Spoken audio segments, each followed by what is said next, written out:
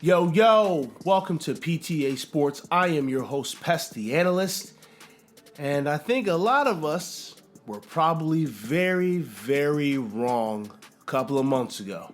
Let's talk about this game. Man, I'll be honest, when I did my preview, I said that I had the Bucks winning by 10 points. I was wrong. I'm glad I was wrong. This game was very, very interesting to watch. So unfortunately, I didn't get to really see the first half because I was on the road. I was on my way back home, and thankfully, Bad Dog and the Entertainer, they do their live stream, so I was able to at least listen to some commentary on the game, and a lot of very interesting things that happened in this game. So let's get into it. First things first, first half of the game, our defense played really bad. Really, really bad. These guys, man, I don't know. The secondary just didn't seem to be covering well, right? And then on top of that, we got Janoris Jenkins, Jackrabbit, right, who talked big cash money crap last week. I can't cover for more than 10 seconds. We need to get a pass rush going and this and that. And then he came out here, right, and he just got absolutely torched by Mike Evans. Like, it was damn near embarrassing, okay? Mike Evans ended up coming out of the game with 8 catches for about like 190 yards or something like that and 3 touchdowns. Now, before the first half was done, he already had like 130 of those 190 yards. And every time Mike Evans made some big catch, it was Jackrabbit that was covering him. He made Jackrabbit look foolish, man. It was really, really bad.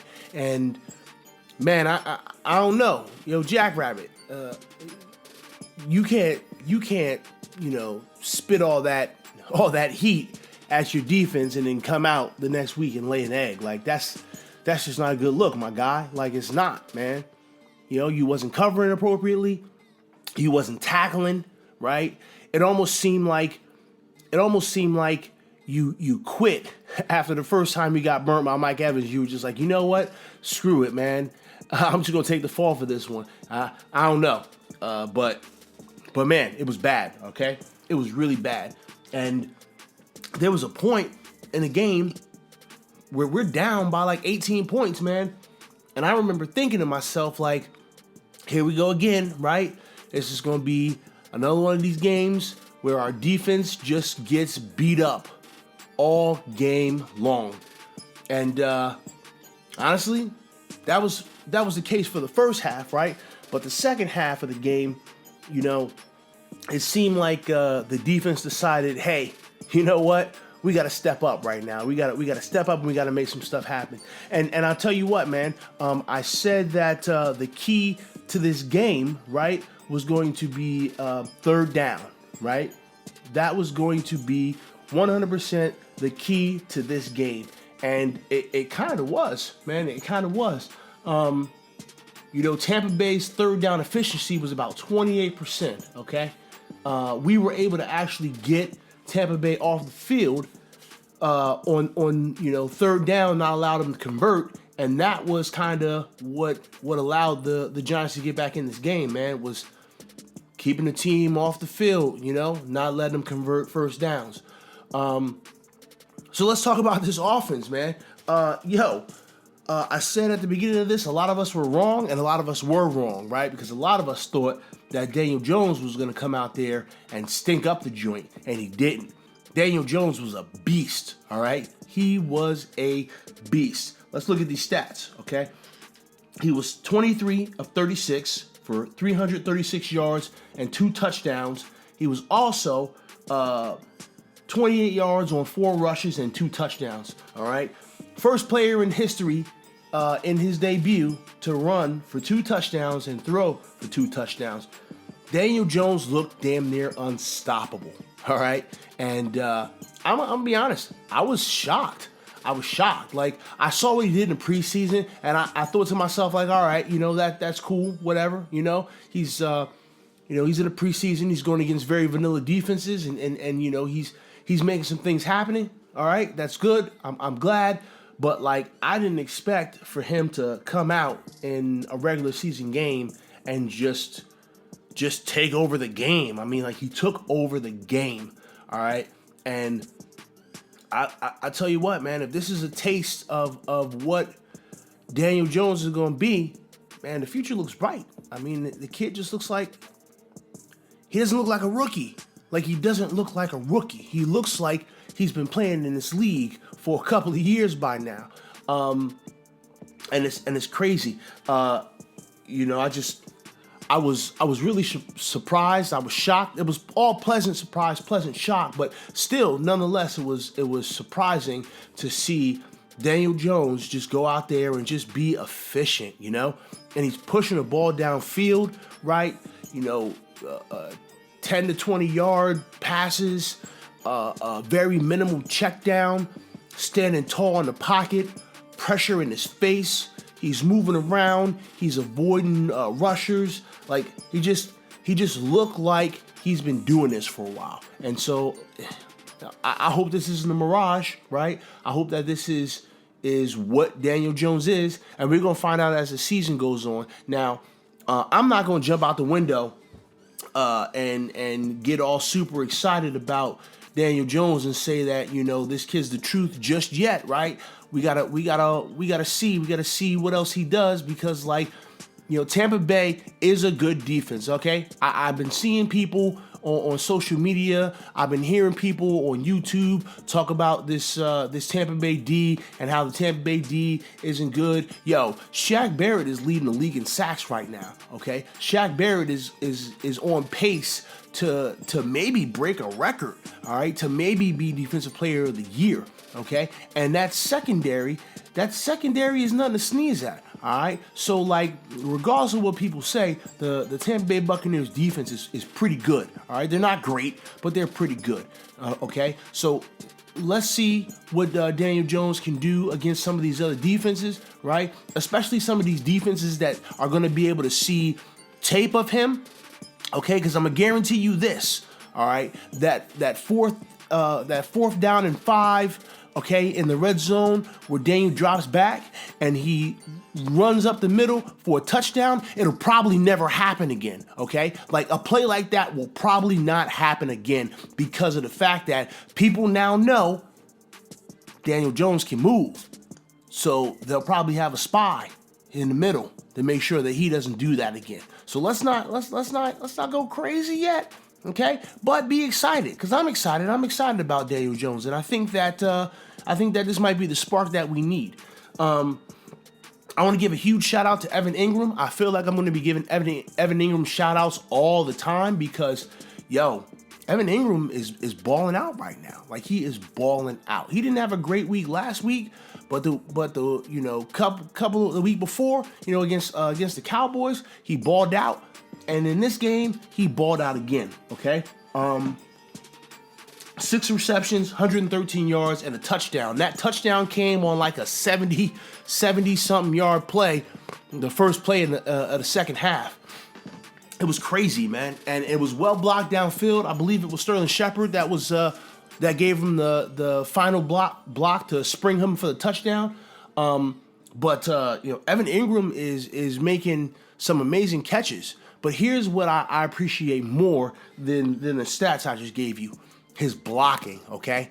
I saw some really good blocks from Evan Ingram. We've always talked about how Evan Ingram is just a downfield threat. He's a mismatch nightmare. He's a wide receiver or a tight end and a wide receiver body or whatever the case may be. But, like, I'm paying attention. Y'all know I pay attention to these trenches. I'm seeing Evan Ingram put some blocks in that are really effective. All right, so I'm really happy about how Evan Ingram has progressed. Okay, Sterling Shepard, man, he came out, he balled out, right? 7 catches, 100 yards and a touchdown. That touchdown that he caught, he was double covered. Daniel Jones put it in the only spot where he could make the catch. It was a difficult catch, but he pulled it in. And you know what? Listen, we talk about how Sterling Shepard may not be like a number one receiver. We talk about how he may be a slot guy, but this is the kind of stuff that he's been doing since he's gotten in the league, okay?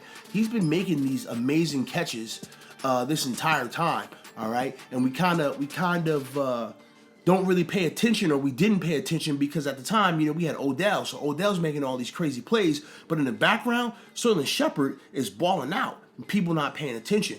This is what he's been doing this whole time, okay? So, like, at the end of the day, as long as the quarterback is giving Sterling Shepard catchable balls, 9 times out of 10, he's going to catch that bad boy, okay? So, that was, man, I tell you what, I was really happy with the way our offense played. Here's what I was unhappy with. Nate Solder. My God, Nate, we pay you so much money. We pay you so much money for you to protect that quarterback, and Shaq Barrett made you look like you were in high school, man. Like, it was bad. And I get it, right? You're the type of tackle that's a pocket creator, right? You create the pocket over there on the left side of that field. And here's what I mean by that. Nate Solder is not going to use his power to like control a edge rusher, right? He's not, okay? What Nate Solder is going to do is he's going to make that edge rusher take such a wide angle that the quarterback can step up into that pocket and not really have to worry about his blind side, so to speak, at least for like 3 seconds, 4 seconds, okay? Solder is not a power guy, he's a technique guy. So he's going to make the edge rusher take a wide angle, okay? But when he's going up against someone who's got a good rushing toolbox, right? When I say toolbox, I mean just the moves that he uses. When he goes against someone like that, it's gonna be an issue, man. It just is. Like that's just what I'm seeing, and he's gotta, I don't know, he's gotta fix that. All right, you gotta fix that. If you're gonna be a pocket creator, be a pocket creator, but you can't let that edge rusher just beat you at the point of attack like Shaq Barrett beat you all game long. Okay, I want to give a couple of shout outs on the defense just really quickly because man, a couple of these guys, man, they made some really good impact plays. Ryan Connolly, all right, Ryan Connolly came up with a really nice interception. Okay, it was an errant throw. It was kind of a bad throw from Jameis Winston, but Connolly was there, snagged it out the air. Hey, I'm high on this Connolly kid. All right, I really am.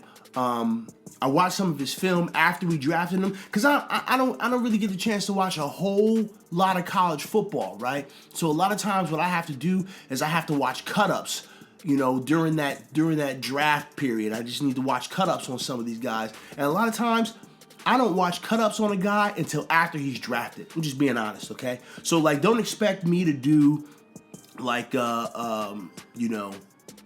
mock drafts and stuff. I'm not going to do that because I don't watch enough film on these guys pre-draft. But I tell you what, man, I watch cut-ups on Connolly. This is a kid that's like always around the ball, and I appreciate that, man. He's just got a nose for the football. He's always in the play. Sometimes he's too eager, right? And because he's too eager, he'll run himself out of a play. That happens occasionally, but for the most part, Connolly is just there. He is there wherever the ball is at. He is there. So I like what I see from him.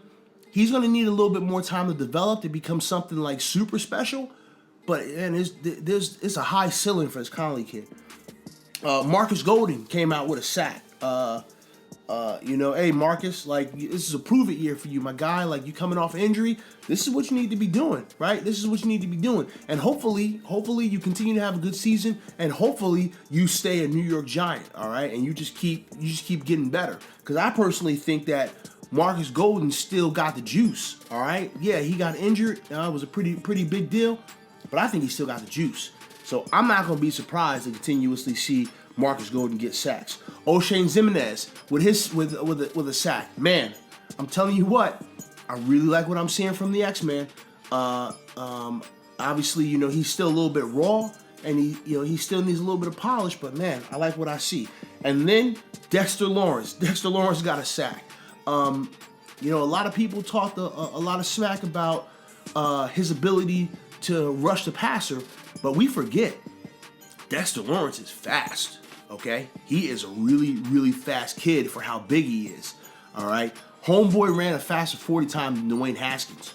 Okay, now that's not to say a whole lot because Dwayne Haskins is slow, and that's not a knock on him or anything like that. Dwayne Haskins is kind of more of a pocket guy, but like Dexter Lawrence got some wheels for a big dude. So I was really happy to see Dexter Lawrence get out there, get his first sack. Do his little touchdown dance.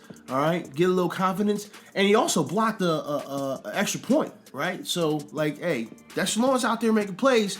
Okay, we was really upset about letting Snacks go, but we replaced him with Dexter Lawrence. Okay, and Dexter Lawrence is coming in, and he's making some plays. All right, he's pressuring the quarterback. He's clogging up the holes. He's filling up gaps. That's what he's here for. So I'm happy with that. So overall, right.